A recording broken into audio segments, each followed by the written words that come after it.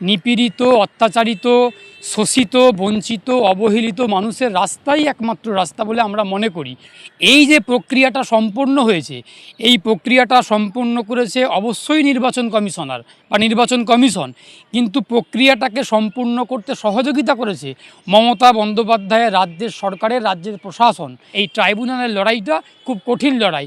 এই লড়াইয়ে আশা করি বৈধ যারা ভারতবর্ষের নাগরিক তারা কেউ বাদ যাবেন না, তারা প্রত্যেকেই তালিকাভুক্ত হবেন। প্রতিবাদের ধরনকে সমর্থন করতে না পারলেও প্রতিবাদের কারণকে কিন্তু 100% সমর্থন করছি। তার কারণ প্রতিবাদের প্রাসঙ্গিকতা ছিল, প্রতিবাদের সারবত্তা ছিল, প্রতিবাদের কারণ ছিল, কারণের জন্যই উনি প্রতিবাদ করেছেন। পশ্চিমবঙ্গে যে পরিস্থিতিটা তৈরি হয়েছে, এই পরিস্থিতি সৃষ্টি করার পিছনে যেমন নির্বাচন কমিশনার, যাকে আমরা বর্তমানে নির্যাতন কমিশন বলতেও দ্বিধাবোধ করছি না, এই নির্বাচন কমিশনার এবং রাজ্য সরকার উভয়ই সমানভাবে দায়ী বলে মনে করি। তার কারণ যে এসআইআরের প্রক্রিয়াটা সম্পূর্ণ হয়েছে, যার লিস্ট ইতিমধ্যেই প্রকাশিত হয়েছে, আমরা দেখেছি কয়েক লক্ষ মানুষের নাম বাদ দিয়ে দেওয়া হয়েছে এবং যাদের নাম বাদ দিয়ে দেওয়া হয়েছে তাদের অধিকাংশটাই ভারতবর্ষের বৈধ নাগরিক। তাহলে বৈধ নাগরিকের নাম যদি কোনো কারণে ভোটার লিস্ট থেকে বাদ দিয়ে দেওয়া হয় বা নাগরিক অধিকার থেকে তাদেরকে বঞ্চিত করা হয়, তাহলে গণতান্ত্রিক রাষ্ট্রে তার উপায়টা কী রয়েছে? অবশ্যই আইনিভাবে আইনি মোকাবিলা হবে, আদালতে তার লড়াই হবে অবশ্যই আইনিভাবে, কিন্তু পাশাপাশি আমাদেরকে মাথায় রাখতে হবে মানুষের যখন সব রাস্তাকে বন্ধ করে দেওয়া হয় এক একটা প্রতিষ্ঠানকে কাজে লাগিয়ে, তখন মানুষের কাছে কিন্তু রাস্তাটাই একমাত্র রাস্তায় পরিণত হয়। আমরা যারা বাম, গণতান্ত্রিক, প্রগতিশীল এবং ধর্মনিরপেক্ষ আদর্শে বিশ্বাস করি, আমরা যারা বাম মনস্ক আইনজীবী বা বাম কর্মী, যারা বামফ্রন্টকে সমর্থন করি, বাম মনস্ক, আমরা মনে করি রাস্তাই মানুষের জন্য একমাত্র রাস্তা। নিপীড়িত, অত্যাচারিত, শোষিত, বঞ্চিত, অবহেলিত মানুষের রাস্তাই একমাত্র রাস্তা বলে আমরা মনে করি।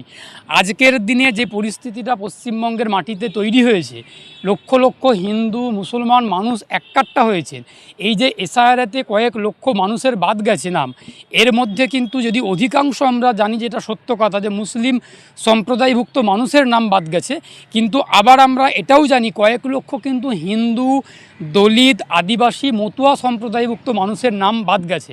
এটা তো কখনোই প্রত্যাশিত ছিল না, এটা তো কাঙ্ক্ষিত ছিল না, এটা তো আমরা প্রত্যাশা কখনো করিনি। এই যে প্রক্রিয়াটা সম্পন্ন হয়েছে, এই প্রক্রিয়াটা সম্পন্ন করেছে অবশ্যই নির্বাচন কমিশনার বা নির্বাচন কমিশন, কিন্তু প্রক্রিয়াটাকে সম্পূর্ণ করতে সহযোগিতা করেছে মমতা বন্দ্যোপাধ্যায়ের রাজ্যের সরকারের, রাজ্যের প্রশাসন। তাহলে রাজ্যের সরকারের বা রাজ্যের প্রশাসনের যেমন দায়ী, তেমন নির্বাচন কমিশনেরও দায়ী। তাহলে এই পরিস্থিতির মধ্যে দাঁড়িয়ে মানুষ আন্দোলন করবেন, প্রতিবাদ করবেন, সংগ্রাম করবেন, এটা খুব স্বাভাবিক একটা আমরা আশা করেছিলাম, এটাই হবে। আগামী দিনেও এই আন্দোলন চলবে, কিন্তু সেই আন্দোলনে অংশগ্রহণ করেছে লক্ষ লক্ষ, হাজার হাজার সাধারণ বৈধ ভোটার, যারা অবহেলিত, যারা অত্যাচারিত, যারা নিপীড়িত। তাদের সেই আন্দোলনে আমাদের হাইকোর্টের আইনজীবী, আমাদের সহকর্মী মোফাক্কেরুল ইসলাম সেখানে গিয়ে ফিজিক্যালি অংশগ্রহণ করেছেন। তার কারণ তার বাড়ি উত্তর দিনাজপুর, তিনি বাড়ি যাচ্ছিলেন ওই রাস্তা দিয়ে, যাওয়ার পথে যখন দেখছেন যে আন্দোলন সংগঠিত হয়েছে, আন্দোলন চলছে, সেই আন্দোলনে মোফাক্কেরুল ইসলাম স্বতঃস্ফূর্তভাবে অংশগ্রহণ করেছিলেন। সেইখানে তো শুধুমাত্র মোফাক্কেরুল ইসলাম অংশগ্রহণ করেননি, আমরা হাজার হাজার আইনজীবীরা, আমরা কলকাতাতে থাকি, আমরা হাইকোর্টে ওকালতি করি, আমরা যারা কলকাতার বাসিন্দা, আমরা হয়তো সেখানে গিয়ে পৌঁছাতে পারিনি, কিন্তু মানসিকভাবে, আবারও বলছি খুব স্পষ্টভাবে, খুব সচেতনভাবে বলছি, আমি অ্যাডভোকেট শেখ বাবুলাল, আমরা যদি শারীরিকভাবে সেই আন্দোলনে অংশগ্রহণ করতে হয়তো পারিনি, কিন্তু মানসিকভাবে আমাদের সেই আন্দোলনের প্রতি পূর্ণ সমর্থন ছিল, আগামী দিনেও থাকবে। এবার মোফাক্কেরুল ইসলামের হয়তো প্রতিবাদের ধরনটা অন্যরকম ছিল, চিৎকার, চেঁচামেচি, অ্যাগ্রেসিভ হয়ে পড়া, গাড়ির ছাদে উঠে পড়া, হয়তো এই ধরনের যে আন্দোলনের যে ধরনটা, এই ধরনটাকে হয়তো অনেকে সমর্থন করতে নাও পারেন। আমি আইনজীবী শেখ বাবুলাল, আমি ব্যক্তিগতভাবে মোফাক্কেরুল ইসলামের ওই দিনের যে আন্দোলনের যে ধরনটা, প্রতিবাদের যে ধরনটা, হয়তো ধরনটাকে আমি সমর্থন করতে পারবো না, কিন্তু আবারও বলছি প্রতিবাদের ধরনকে সমর্থন করতে না পারলেও প্রতিবাদের কারণকে কিন্তু 100% সমর্থন করছি।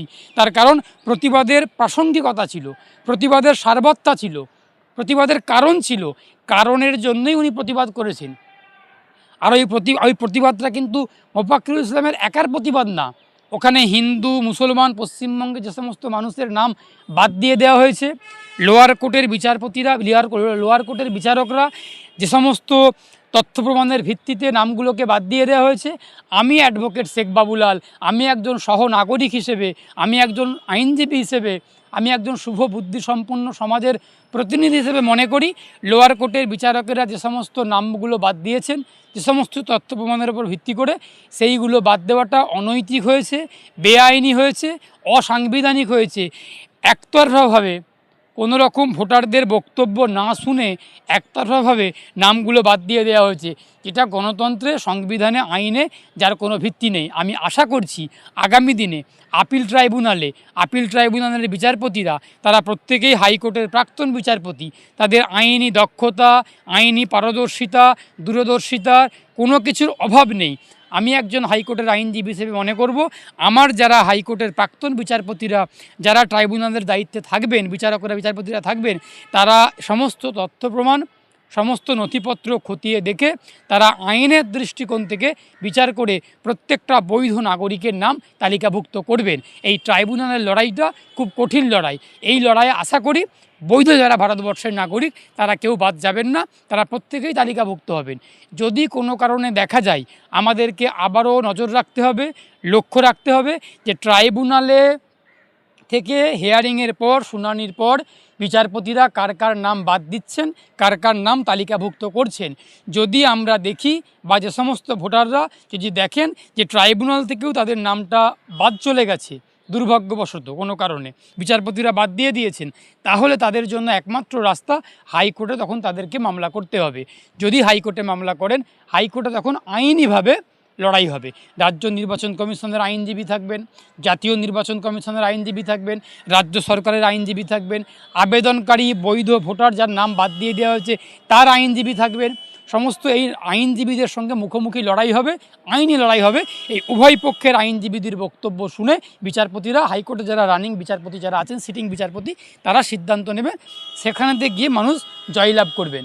সুতরাং এই মুহূর্তে দাঁড়িয়ে আমি সাধারণ মানুষের উদ্দেশ্যে আহ্বান জানাবো, ভয় পাওয়ার, বিচলিত হওয়ার, বিভ্রান্ত হওয়ার, হতাশ হওয়ার কোনো জায়গা নেই।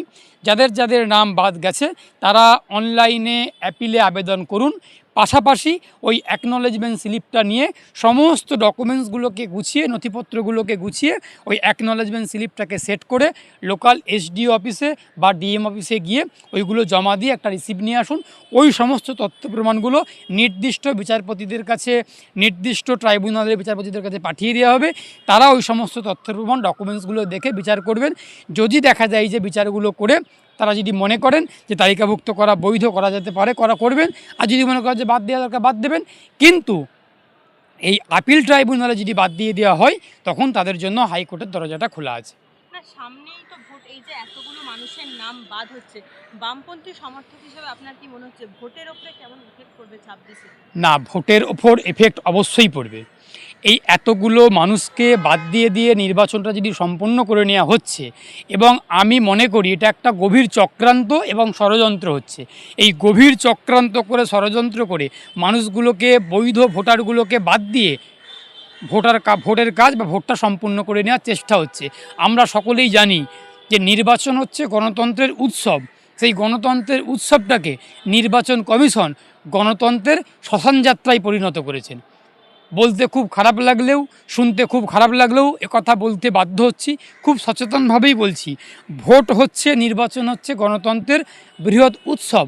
সেই গণতন্ত্রের উৎসবকে, 2026-এর বিধানসভা নির্বাচনকে নির্বাচন কমিশন গণতন্ত্রের শ্মশানযাত্রায় পরিণত করছে। এই ক্ষেত্রে আমরা আশা করেছিলাম সুপ্রিম কোর্ট, আমাদের দেশের সর্বোচ্চ আদালত, সুপ্রিম কোর্ট বিচার ব্যবস্থা, যার প্রতি আমাদের আস্থা, আমাদের বিশ্বাস, আমাদের অতীতেও ছিল, এখনও আছে, আগামী দিনেও থাকবে। কিন্তু বিচার ব্যবস্থা, সুপ্রিম কোর্ট কোথাও একটা গাফিলতি করছে বলে আমার আইনজীবী হিসেবে মনে হচ্ছে বা মনে হয়। তার কারণ বিচারপতিরা একাধিকবার একাধিক মন্তব্য করছেন, যেই মন্তব্যগুলো গণতন্ত্রের ক্ষেত্রে কখনোই শোভা পায় না, অশোভনীয়, কখনোই খাপ খায় না। শুনলাম বিচারপতি মন্তব্য করেছেন, একবার ভোট দিতে না পারা মানে তার নাগরিকত্ব চলে যাওয়া না।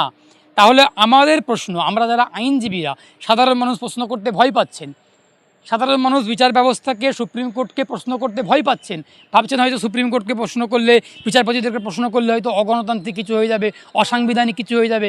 কিন্তু না, সংবিধান আমাকে অধিকার দিয়েছে বিচার ব্যবস্থাকেও প্রশ্ন করতে পারবো, সুপ্রিম কোর্টকেও প্রশ্ন করতে পারবো, বিচারপতিদেরকেও প্রশ্ন করতে পারবো, সুপ্রিম কোর্টেরও সমালোচনা করতে পারবো।